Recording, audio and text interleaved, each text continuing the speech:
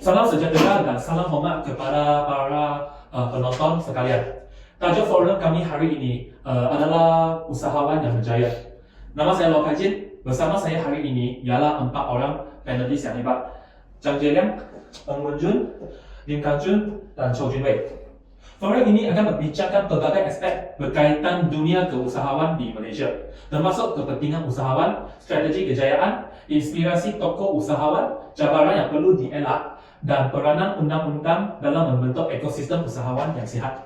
Tanpa menengahkan masa, saya akan membuka forum dengan isi kepentingan usahawan di Malaysia.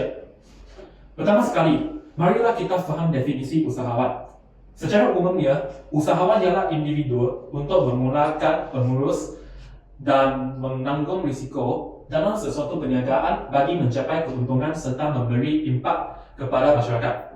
Usahawan boleh hadir dalam berbagai bentuk, daripada peniaga kecil di pasar malam hingga ke pengasas syarikat teknologi global. Namun, di peringkat yang lebih mendalam, usahawan juga adalah pemimpin perubahan. Mereka berani mengambil risiko, mencipta peluang baharu serta memanfaatkan sumber yang ada untuk menghasilkan produk atau perkhidmatan yang menyelesaikan masalah pengguna. Di Malaysia, kita dapat lihat perkembangan bidang keusahawan amat memberasakan. Program seperti Tekun Nasional, Mara Teraju dan Skim Usahawan Muda telah memperukur ekosistem keusahawan negara, terutamanya di dalam kalangan bumi putera dan belia. Jadi, usahawan bukan sekadar menjana keuntungan pribadi. Sebenarnya, peranan mereka jauh lebih besar dalam menjana kemajuan negara. Berikut adalah beberapa kepentingan utama keusahawan di Malaysia. Yang pertama sekali, menjana peluang pekerjaan. Usahawan berperanan sebagai pencipta peluang pekerjaan. Setiap perniagaan yang ditumbuhkan memerlukan tenaga kerja, sama ada dalam sektor pembuatan, perkhidmatan atau teknologi. Ini membantu mengurangkan kadar pengangguran, terutama dalam kalangan belia. Sebagai contoh, syarikat tempatan seperti Fashion Gallery, The Lorry dan Duran Group bukan sahaja berjaya menembusi pasaran antarabangsa, tetapi juga membuka ratusan peluang pekerjaan kepada rakyat Malaysia. Kepentingan kedua ialah meningkatkan pertumbuhan ekonomi negara. Usahawan menyumbang secara langsung kepada pertumbuhan keluaran dalam negara kasar, iaitu KDNK. Hasil cukai daripada perniagaan, ekspor produk dan pelaporan domestik menyumbang kepada pendapatan negara. Berdasarkan laporan SME Group, lebih 97% daripada perniagaan di Malaysia adalah perusahaan kecil dan sederhana, iaitu PKS. Dan mereka menyumbang hampir 38% kepada KDNK negara. Kepentingan ketiga adalah menggalakkan inovasi dan teknologi. Usahawan sering menjadi pelabur dalam bidang inovasi. Mereka menghasilkan produk atau perkhidmatan baru melalui kreativiti dan penggunaan teknologi terkini. Ini menjadikan pasaran lebih kompetitif dan memberi manfaat kepada pengguna. Contohnya, kita lihat bagaimana syarikat seperti Aerodyne Group, sebuah startup drone di Malaysia, telah berjaya menjadi antara drone terbaik di dunia. Baik, jadi kepentingan keempat adalah mewujudkan kemandirian ekonomi. Keusahawan membantu membina masyarakat yang berdikari dan tidak terlalu bergantung kepada sektor awam untuk pekerjaan. Ini memunculkan satu budaya berdikari dan produktif dalam kalangan rakyat Malaysia.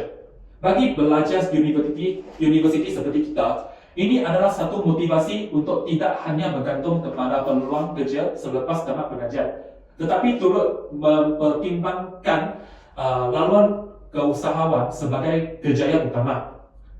Lepas tu, kepentingan terakhir ialah memartabatkan produk dan identiti tempatan. Usahawan tempatan juga membantu mempromosikan budaya, makanan dan produk Malaysia di peringkat antarabangsa. Mereka memperkenalkan produk tempatan seperti batik, tenun, makanan tradisional dan kraf tangan kepada seluruh dunia. Bukan sahaja memajang ekonomi, Malah ia turut memartabatkan warisan negara dan memperkukuhkan identiti Malaysia di mata dunia. Maka di sinilah peranan institusi pendidikan dan kerajaan amat penting untuk menyokong pembangunan usahawan seperti menyeluruh, bukan sekadar dalam bentuk modal, tetapi juga bimbingan, latihan dan sokongan teknikal. Sekarang saya menjemput rakan saya, Chan Liang, untuk berkongsi bagaimana menjadi usahawan yang berjaya bermula dengan pelan yang kukuh. Terima kasih Lo. Seseorang usahawan yang berjaya bukan sahaja dinilai daripada jumlah keuntungan yang diperolehi, tetapi juga melalui sikap, nilai, dan kemahiran yang dimiliki sepanjang pengurusan perniagaan. Antara ciri utama usahawan berjaya termasuk berani mengambil risiko dalam dunia perniagaan. Tidak jamin yang mutlak. Usahawan berjaya sanggup mengambil risiko yang dikira dan bersedia menghadapi kemungkinan kegagalan. Mereka tidak takut untuk keluar daripada zona selesa dan mencoba sesuatu yang baru. Sebagai contoh, dan seri Tony Fernandez mengambil risiko besar apabila membeli Air Asia yang sedang bermasalah dan berjaya menjadikannya jenama penerbangan terbang murah dan terkenal. Yang kedua, berpikir kreatif dan inovatif. Usahawan yang berjaya sentiasa mencari jalan untuk memperbaiki produk dan perkhidmatan. Mereka tidak statik, malah berpikir terbuka untuk mencoba ide baru. Contohnya pengurusan muda seperti Vivi Yusof, penggasan fashion ballet, menggabungkan fashion tempatan dengan strategi pemasaran digital untuk membusi pasaran antarabangsa. Yang ketiga, disiplin dan komitmen tinggi. Usahawan perlu berjaya lebih masa berbanding orang lain.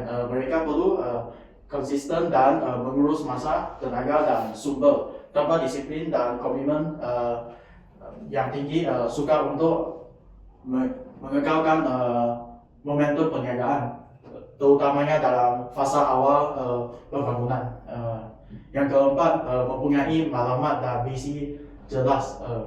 Usahawan berjaya tahu ke mana arah tuju perniagaan mereka. Mereka merancang masa depan syarikat dengan jelas, meletakkan objektif yang boleh dicapai dan sentiasa menilai pencapaian secara berkala. Yang kelima, bijak mengurus sumber dan keuangan. Mereka juga perlu mempunyai kemahiran dan pengurusan pembelajaran, pelaburan dan modal kerja. Tanpa pengurusan keuangan yang cekap, perniagaan boleh menghadapi masalah aliran tunai walaupun mereka keuntungan kasa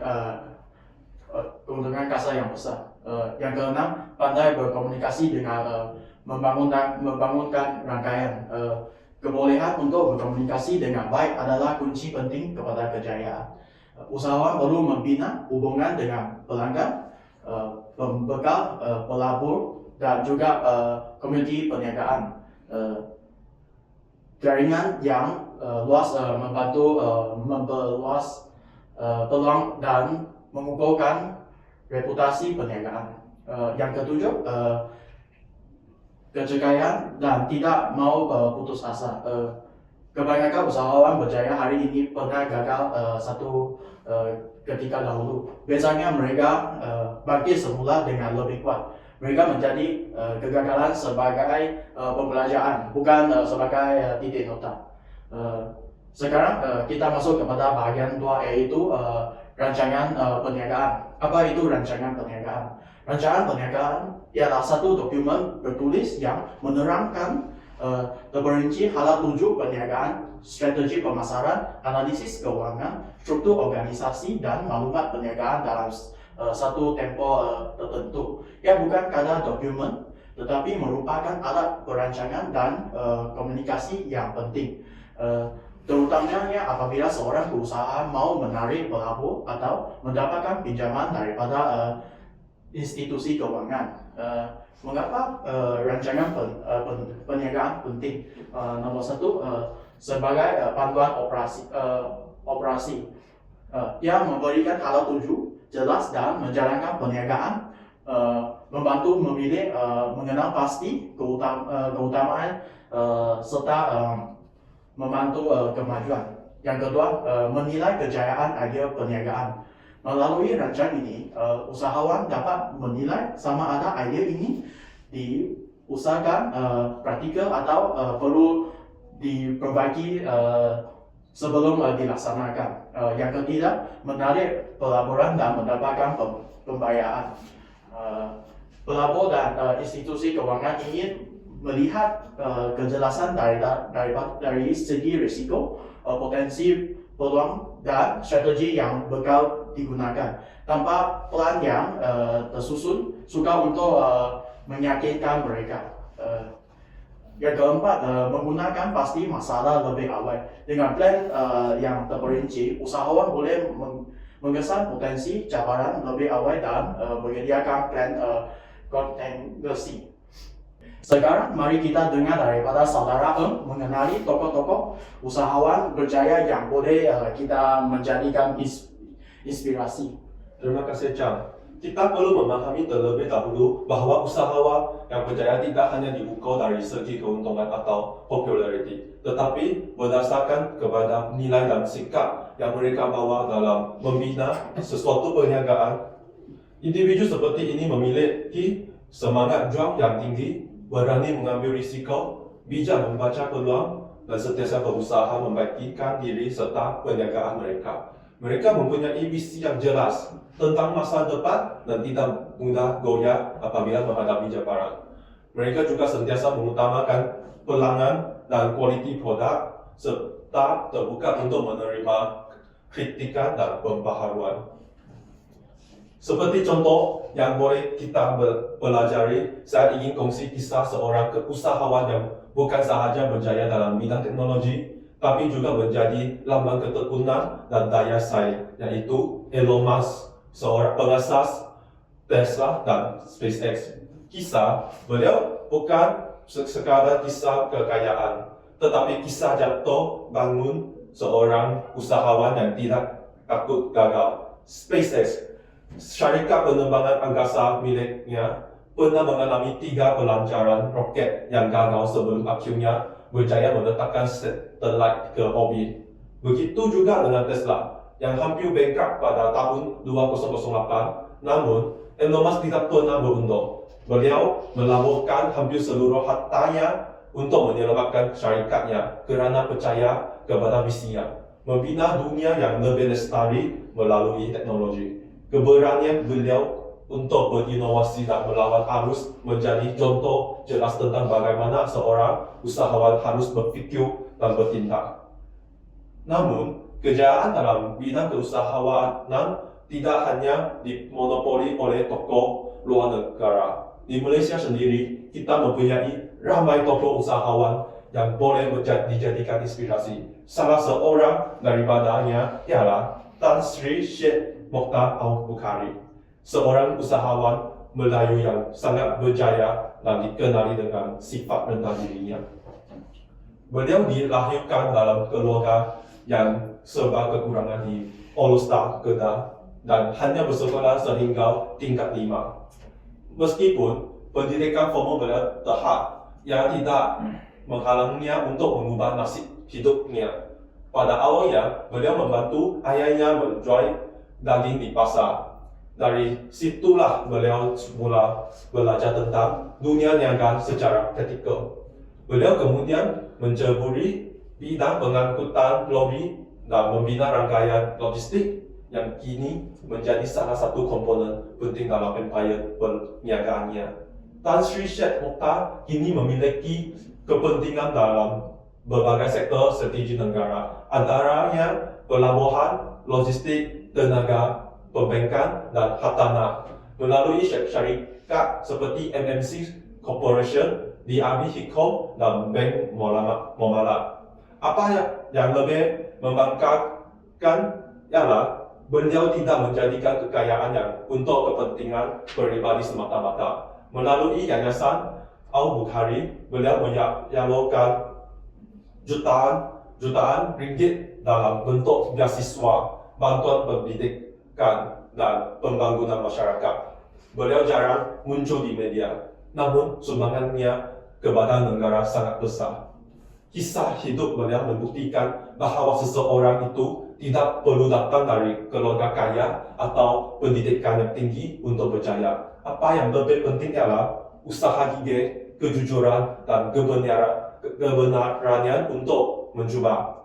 Namun, tidak semua usahawan membawa impak positif. Mari kita dengar daripada saudara Jun tentang cabaran dan isu yang sering berlaku di dunia keusahawanan.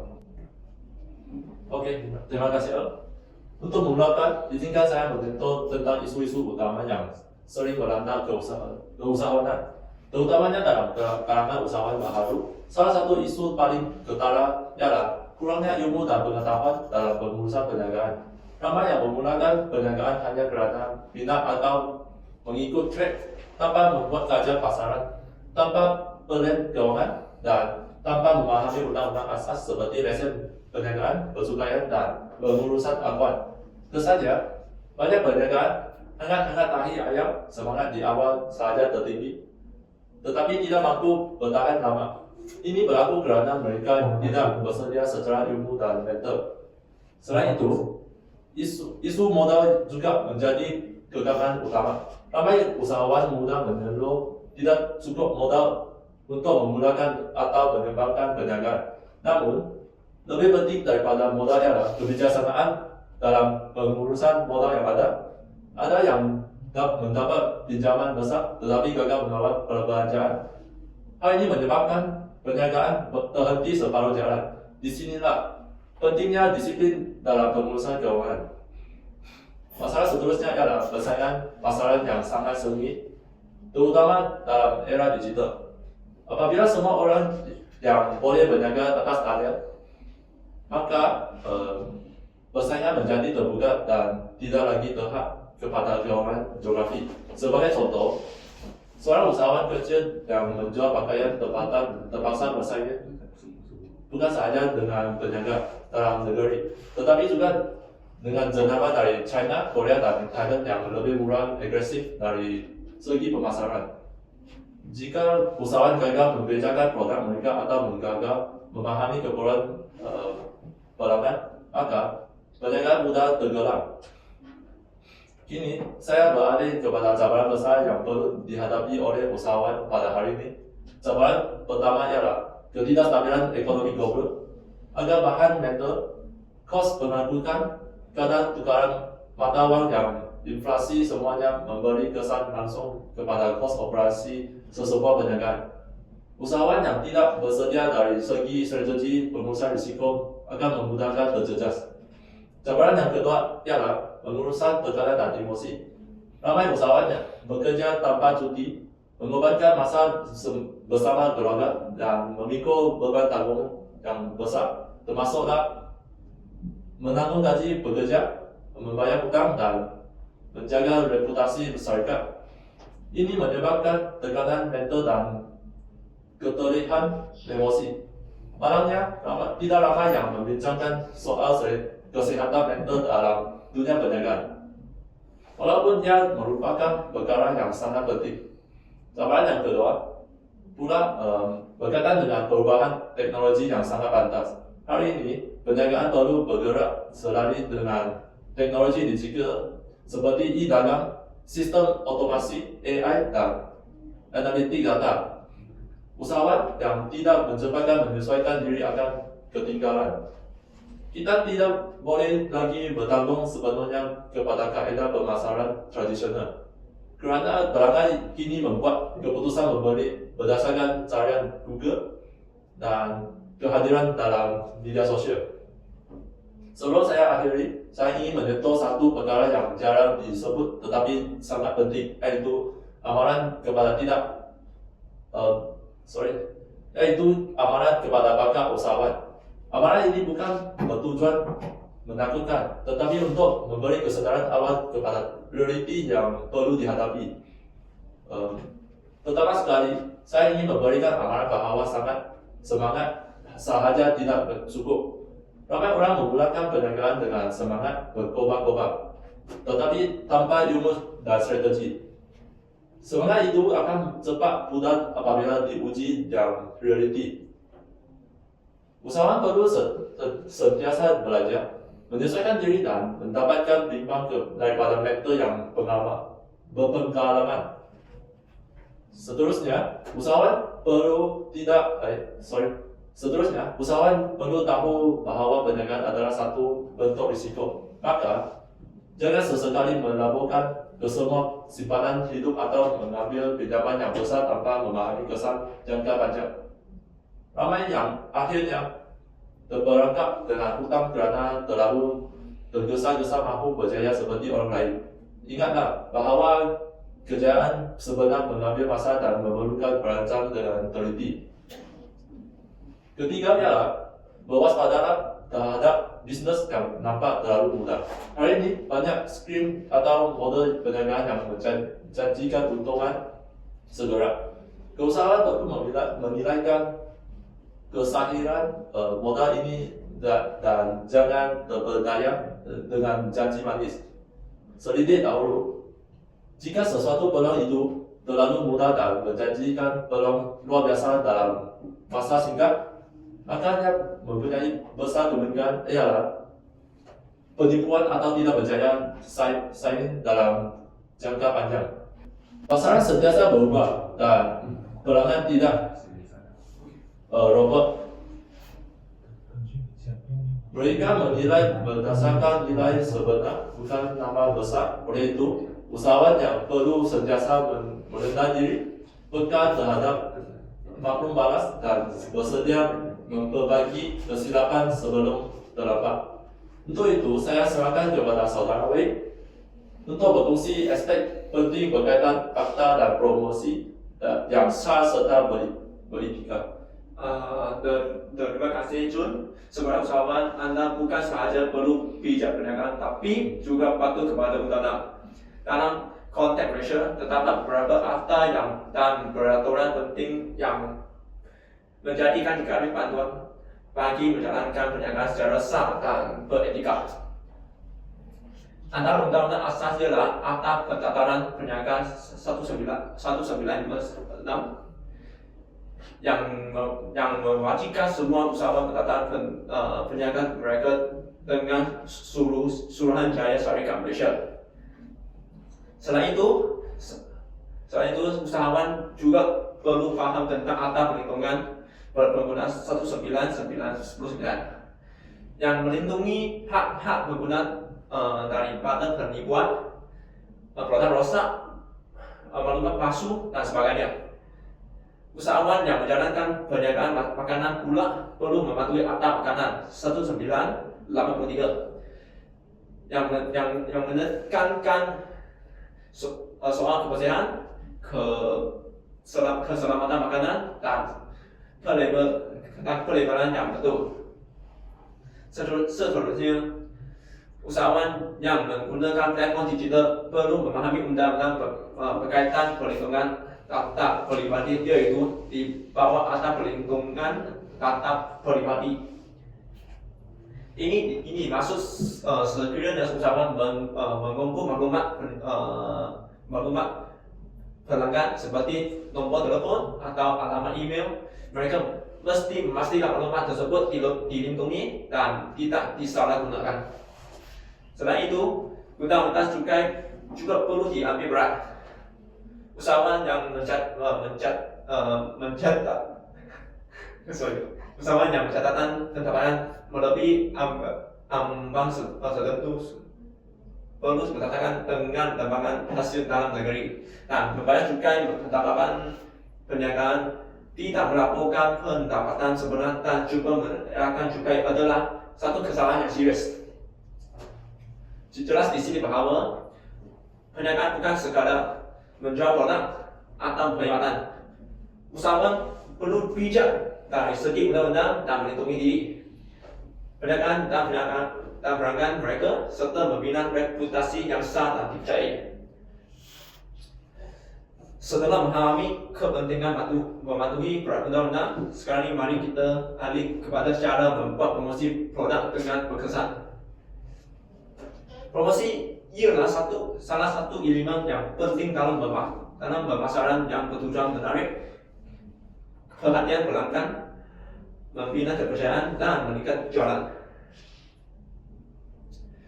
Dalam dunia moden hari ini, terdapat berbagai strategi promosi yang boleh digunakan oleh usahawan, antara ialah promosi melalui sosial media.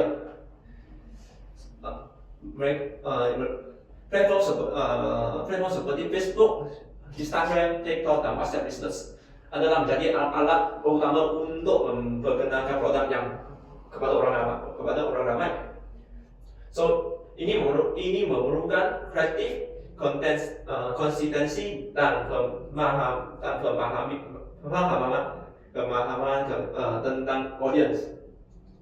Sebagai contoh, ramai usahawan kosmetik dan makanan berjaya menggunakan teknik influencer marketing, di mana mereka menghantar produk kepada selebriti atau individu yang mempunyai ramai pengikut untuk membantu mempromosi produk. Selain promosi digital, kaedah promosi tradisional juga masih relevan. Keutamanya untuk perayaan di kawasan rawat seperti melalui banner, flyer, pameran, jual murah ataupun promosi di pasar raya atau expo. Tidak sekurang pentingnya ialah penggunaan diskaun, voucher dan program loyalty untuk menarik pelanggan kembali beli. Teknik seperti buy one free one, potongan harga sebenarnya musim perayaan. Namun begitu, penting untuk diingati bahawa promosi yang berkesan mestilah beretika. Usahawan dilarang membuat janji palsu seperti mengatakan produk ini boleh menyembuhkan penyakit tanpa berbisa, atau menggunakan taktik menipu seperti harga palsu. Ini bukan sahaja melanggar undang-undang, malah akan merosotkan kepercayaan pelanggan.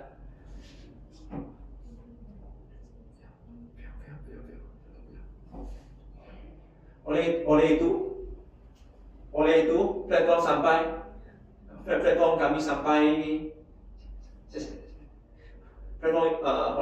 platform kami sampai ke ujungan.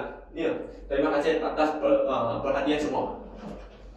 Terima kasih kepada semua ahli panel atas promosian yang bernas. Sebagai rumusan, usahawan yang berjaya bukan sahaja menaup keuntungan, tetapi juga menyumbang kepada masyarakat berdaya tahan dalam cabaran dan sentiasa berpadukan etika dan undang-undang.